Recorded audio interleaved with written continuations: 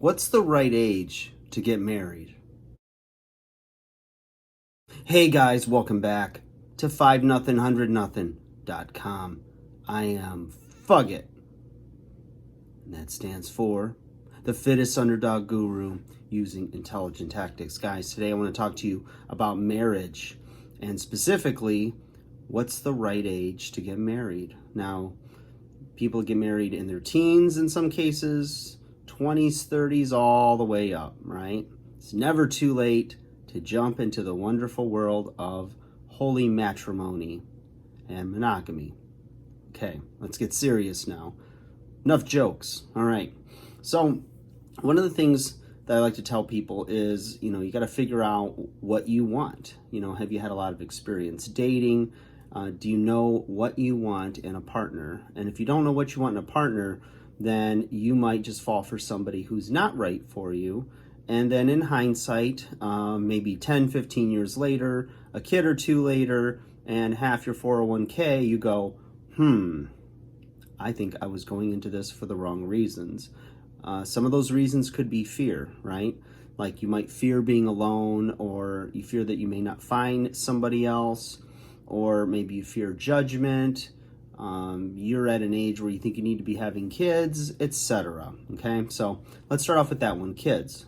Okay, so obviously if you're a guy, you don't have to worry about a timeline for having children. Now, if you're a female, there's a clock ticking, right? So you want to, if you're getting a little past, mid to late 20s or 30s, you start thinking about, I need to have kids, and maybe you have someone in your life that you think might be good enough, and so you might try to expedite that process, get them married up, and start popping out babies, okay? So that's a real tough one, because you really need to consider, is it better in 5 years to look back and say, I married the wrong person and now I have kids and now I'm divorced with this person, rather than maybe if you'd waited a little bit longer and found someone who was special and was everything you ever wanted in a person and compliments you, then maybe you have one kid instead of two or three, or perhaps maybe they have kids from a previous marriage and maybe you even adopt. But think about it, kids are going to grow up and leave, and then it's going to be you again with possibly that other person. So another reason is a sense of security, right? Some people get married because they're struggling financially and they meet someone who is maybe in another tax bracket, makes more money, more successful, and that becomes appealing to them. And so they want to, move up in status, so they want a better lifestyle. And so maybe it's somebody who they think is maybe not as attractive as them, or as attractive as they could get, but the person has higher earning potential, and they'll do. And now they're able to afford some of the things they've never had in their life. So that happens all the time. And then the person that's making the money doesn't mind, because they have a piece of, nice arm candy or, eye candy on their arm, and to them it's worth it to know that they're a little bit more, that they're marrying up in a sense, in the looks department, but they know that they're providing more financial security to the other person, right?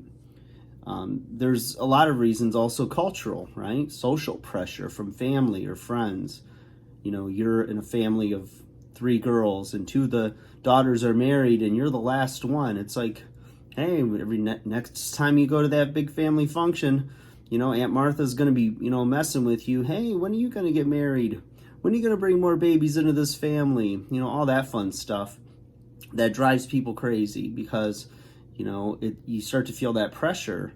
And, very few people are like me, where I really don't care what anybody thinks about my life choices. And it never has bothered me. I've always just kind of marched to the beat of my own drum. But I know a lot of you that will bother you, and you're looking for the approval of your family so that, you feel a sense of peace, and that you find that you're not getting judged as well by them.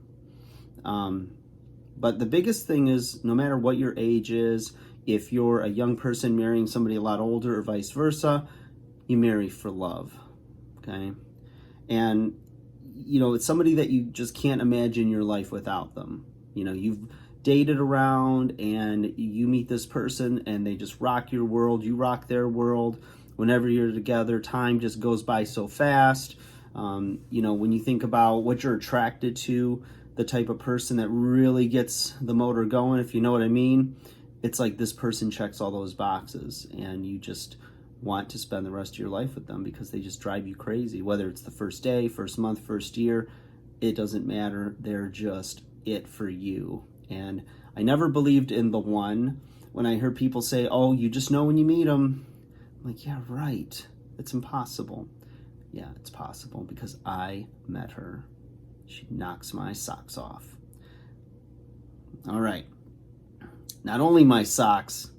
Anyways, let's move on before she finds out about this video and has my testicles up in a sling.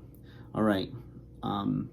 They make you a better person, you know, somebody that you have like a want, a need to be your best you for them. You know, not only obviously you want to improve yourself all the time, but you like who you are with them. And little by little, when you look back, you look at the person you're becoming and you really like them. So not only are you in love with them, you're in love with yourself. You can look at yourself in the mirror and be very happy at who's looking back. You know, another thing is you're compatible.